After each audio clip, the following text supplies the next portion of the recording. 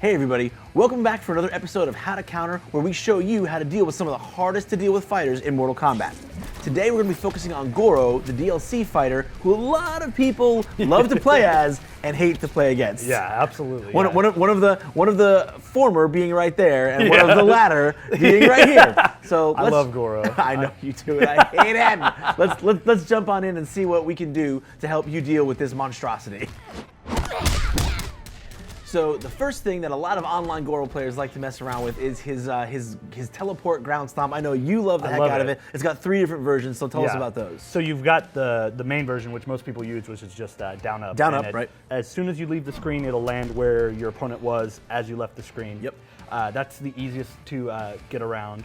The second or third, you can either land in front of the target as you leave the screen or behind it. Right, and you just press back or forward right after you do the input after that. So the tough thing about this is that since he comes down right on top of you, or in one of these other 2 locations, it's hard to find an option that deals with all 3. And there's no tell. Right, there's no tell, so you can't just be predictive about it. You have to just see him leaping up and react. So the one thing that we found that everyone can do is actually to just run forward. Run forward, like press forward twice and hold the block button for just maybe a half a second. You don't have to run very far forward.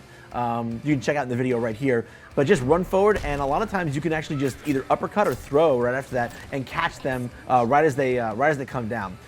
If you happen to guess right though, and you either forward dash or back dash and get them to completely miss, you can also just step on up and do your, whatever your character's best punish combo is. It's very really punishable. Make them pay. It's very punishable. It's very punishable if you guess right. If you guess wrong, then you end up eating the 10% damage, or you end up in a situation where you can't really do much. But the best thing that kind of covers all the bases is just do that quick run and then either a throw or an uppercut, and you should be good to go. You also want to avoid being full screen, because that limits your options on what you can do against Goro when he teleports or stomps. Yeah, absolutely. You don't want to be in that situation because he's kind of got you cornered. Yeah, he kind of has you cornered. Next, let's move on to probably the worst named move in the history of fighting games. Or the best. Punch walk. Okay. Yeah. It's his back forward 4 or his back forward circle if you're playing on PlayStation. Back forward B on the Xbox. And this move is a terror. It hits mid, so you can't duck it. It travels very far across the screen. So if he hits, that's the great thing about it is that it puts them, helps with corner carry. Yeah. So yeah, there's a lot of things that this move does well. It's also safe on block. It's -5. Still gives the initiative to the other player, but there's not a lot the other person can do. So let's talk about some ways to deal with that. Now, just because it's only -5, which for those at home who don't really know much about frame data, that's just a measurement of how much time there is between when he finishes doing the move and when he can block again. So that's not enough time for you to get in any moves, but that doesn't mean you don't have the advantage. The best thing to do in that situation once you've blocked the punch walk is probably just to give them a quick low swipe. Like for instance with Goro, who I think is a really good matchup against Goro, and we'll go into why that is later. Just give him a quick low swipe, and then you can mix that up with a throw sometimes. And even though those things aren't guaranteed to work, you're putting them in a situation where they've got to worry about a low attack that's coming out fast enough that they can't just mash out of it with an uppercut or with something else. But then once they start blocking low, you can always hit them with the throw, and then that's some guaranteed damage and a knockdown. So yeah, another thing you can do is you want to make them miss against with the walk punch, with the punch walk. God, that is a silly name. Walk punch. I love it. I think it's the best. Yeah. So sometimes a neutral jump can be good. I know you like to use neutral jump a lot. Goro's neutral jump actually is with punch is pretty good. Devora's is very good also. She reaches out really far with the ovipositor.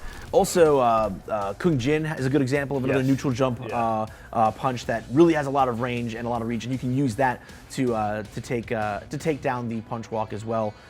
Or if you can jump clean over it, if you can be that predictive with it. Oh, jeez, yeah, then Goro's completely exposed. Yeah, he's completely exposed. You just dash him behind him, you can hit him with whatever. So there's no clean, easy way to deal with punch walk. We should mention though on Wake Up, especially with punch walk, that it's super punishable. Like, oh yeah, absolutely.